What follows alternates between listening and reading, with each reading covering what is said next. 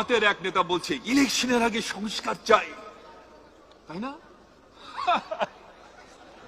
জামাতও সংস্কার চায়। আমি বলি নিজেদের সংস্কার করেছেন কি? ৭১-এ হাজার হাজার লক্ষ লক্ষ মানুষকে হত্যা করেছেন, মুক্তিযোদ্ধাদের হত্যা করেছেন। ওদের বাড়ি হানাদার বাহিনী চিনত না, ডেকে ডেকে নিয়ে চিনিয়ে দিয়েছেন। কত মা বোনের সম্ভ্রমহানি করেছেন। মাপ চেয়েছেন?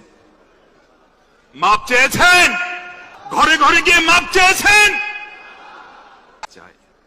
সেদিন ওনাদের আমির সাহেব কদিন আগে একটি পত্রিকার ৭১ বলতে ভয় পায়, লজ্জা পায়, বলে ৪৭ থেকে এখন পর্যন্ত আমাদের কর্মকাণ্ডে যদি কেউ কষ্ট পেয়ে থাকেন তার জন্য আমরা দুঃখিত।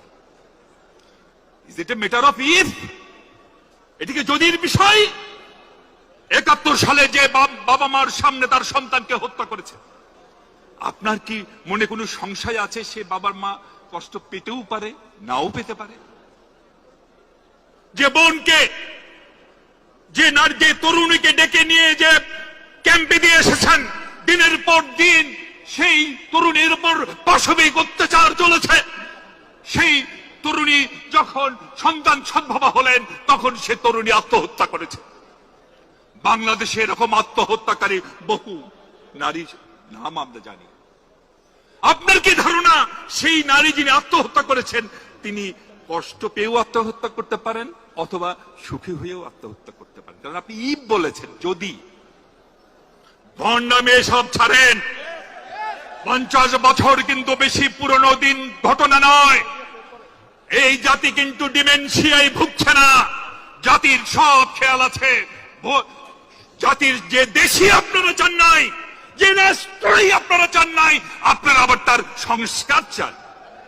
দেখবেন এ দেশ কিন্তু মুক্তিযুদ্ধের ফসল। আমরা জিয়ার সৈনিকরা তা বিশ্বাস করি। মনে রাখবেন এ দেশ কিন্তু মুক্তিযুদ্ধের সন্তান। আমরা জিয়ার সৈনিকরা বিশ্বাস করি। হয়তোবা তোফায়েল আমুর মতো ভুয়া মুক্তিযোদ্ধা যারা ভারতের হোটেলে বসে স্বপ্নের মধ্যে যুদ্ধ করেছেন তেমন মুক্তিযোদ্ধা না।